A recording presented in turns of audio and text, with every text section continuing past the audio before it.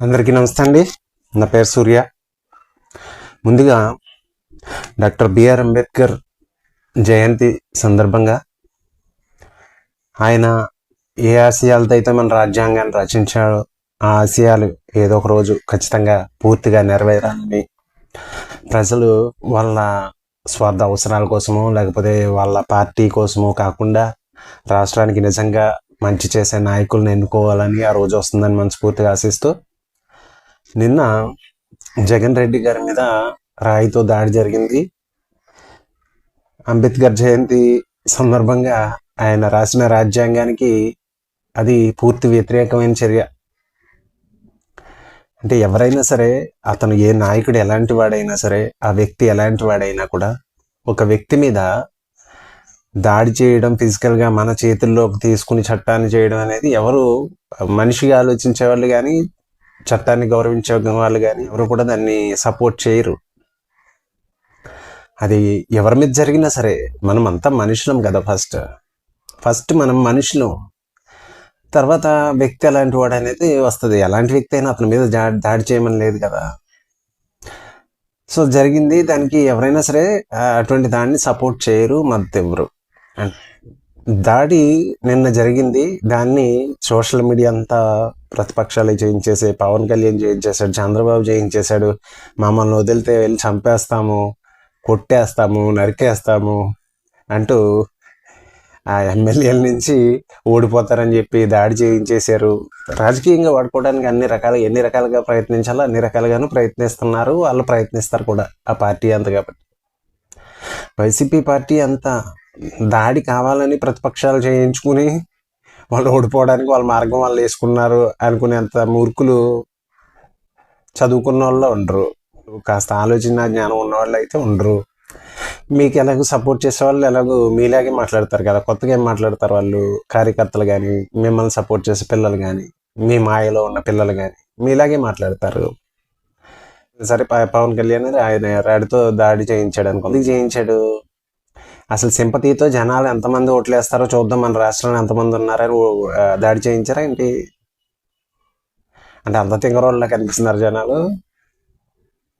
దాడి చేశాడు ఒక వ్యక్తి, అతను ఏంటి, అతని బాధ ఏంటి, నిజంగా ఎందుకు దాడి చేశాడు, దేనివల్ల దాడి చేయాల్సి వచ్చింది, అతనికి అక్కడ పరిస్థితి ఏంటి, అసలు పవర్ పోతుందని ఆ ప్లేస్ కరెక్ట్గా అక్కడికి వెళ్ళి దాడి చేశాడంటే అది ఇన్స్టెంట్గా జరిగిందా లేకపోతే కావాలని చేసిందా?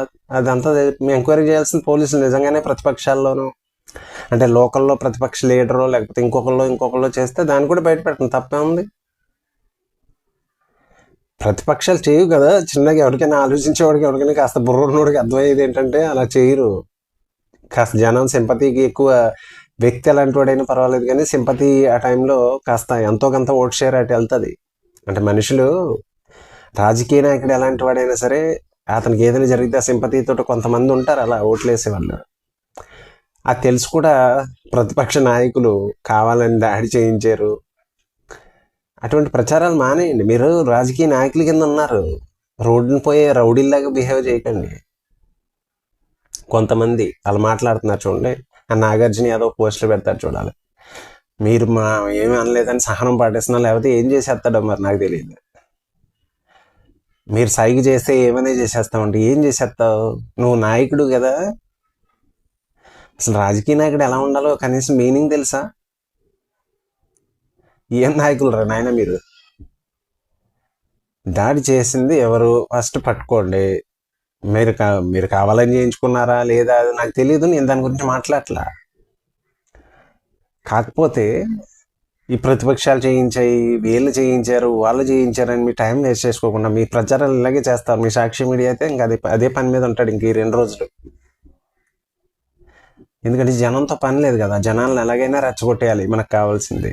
సాక్షి మీడియా మరి అంత దుర్మార్గంగా ప్రచారం చేయగలరు కదా. నిజంగా రెచ్చగొట్టాలనే ఉద్దేశం లేకపోతే ఆ ఛానల్లో అంత చెత్త, ప్రతిరోజు చెత్త మాట్లాడతారు దాంట్లో. ఇక ఇప్పుడు ఈ 2 రోజులు దీన్నే ఇక మామూలుగా చూపించడం, జనాలు రెచ్చగొట్టడానికి. రెచ్చగొట్టే ఉద్దేశంలో ఉండేది ఎవరనేది క్లియర్గా తెలిసిపోతుంది కదా.